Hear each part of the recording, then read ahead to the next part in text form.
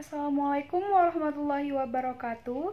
Kami dari kelompok ke-6 akan menjelaskan materi mengenai mapping study yang beranggotakan yang pertama Sarah Nadia, lalu ada Rahmi RM, ada Desi Maulidayani, dan juga Pocut Salsabila.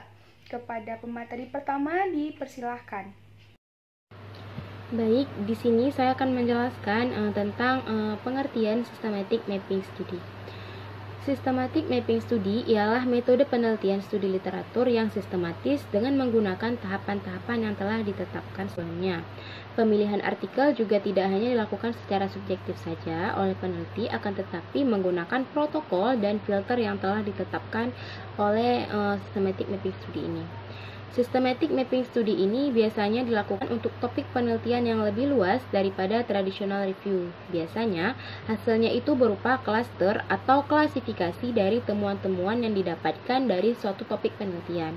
Nah, kadang dilakukan untuk mengidentifikasikan tren penelitian ke depan suatu topik penelitian. Nah, itu merupakan pengertian menurut Connor, Sargent, and Wood tahun 2017.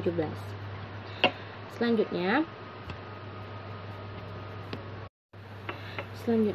systematic mapping study ini merupakan metode yang digunakan untuk mengidentifikasikan literatur secara mendalam dan menyeluruh yang diperoleh melalui berbagai sumber dengan berbagai metode penelitian serta memiliki keterkaitan dengan topik penelitian.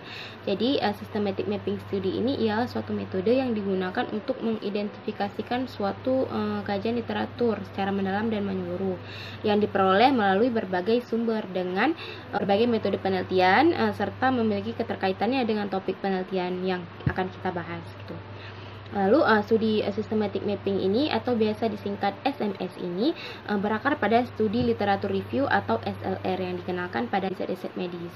Nah, mungkin itu saja pengertian terkait dari systematic mapping study. Selanjutnya akan dijelaskan oleh Rahmi RM.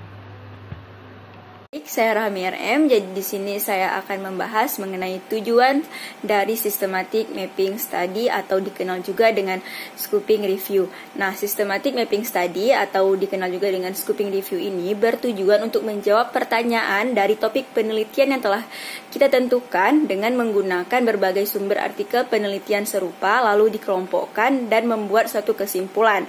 Tujuan dari studi pemetaan sistematik ini yaitu untuk mendapatkan gambaran yang komprehensif atau menyeluruh tentang topik penelitian tertentu, menyajikan penilaian yang tidak bias dari literatur saat ini, dan mengidentifikasi kesenjangan penelitian serta untuk mengumpulkan bukti untuk arah penelitian di masa depan. Nah, scoping review ini juga bertujuan untuk memberikan gambaran umum tentang wilayah penelitian dan memungkinkan ditemukannya kesenjangan dan tren penelitian.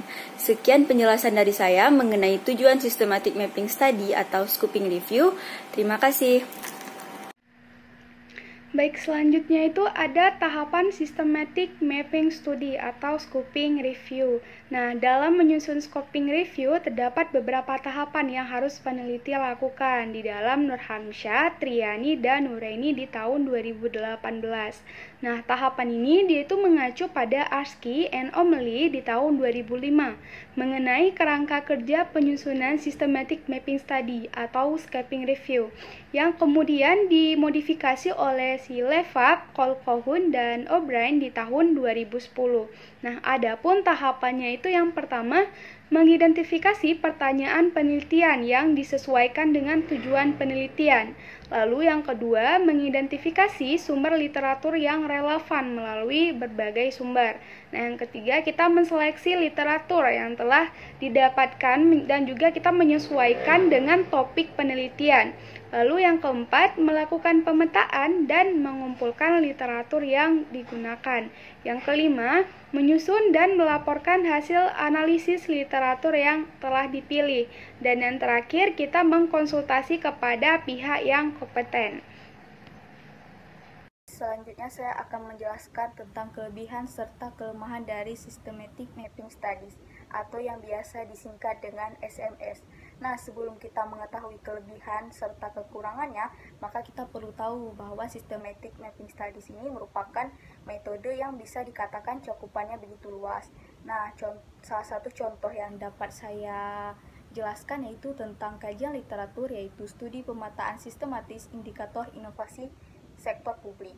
Nah, dalam penelitian ini menggunakan systematic mapping studies yang tidak hanya berupaya menjawab pertanyaan yang spesifik seperti halnya pada tinjauan sistematis, melainkan juga menyusun, menjelaskan, dan membuat katalog bukti yang tersedia. Nah, misalnya itu ada data primer, sekunder, serta data teoritis yang berkaitan dengan topik atau pertanyaan yang menarik.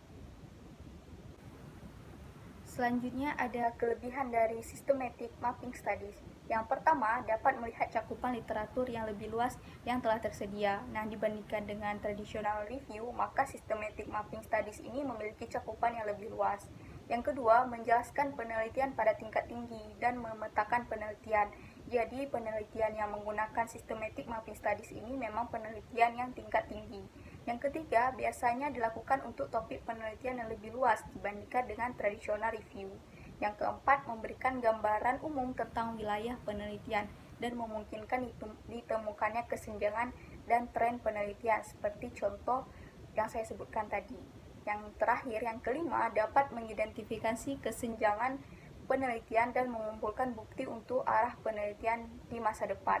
Jadi, jika melakukan penelitian dengan menggunakan systematic mapping studies, maka kita dapat menemukan kesenjangan atau kendala-kendala yang terjadi sehingga kita dapat merubah hal tersebut di masa masa depan untuk perbaikan ke depannya.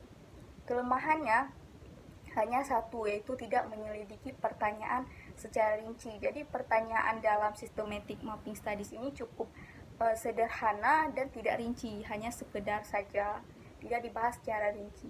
Sekian dari pemaparan materi saya. Terima kasih, saya kembalikan kepada moderator.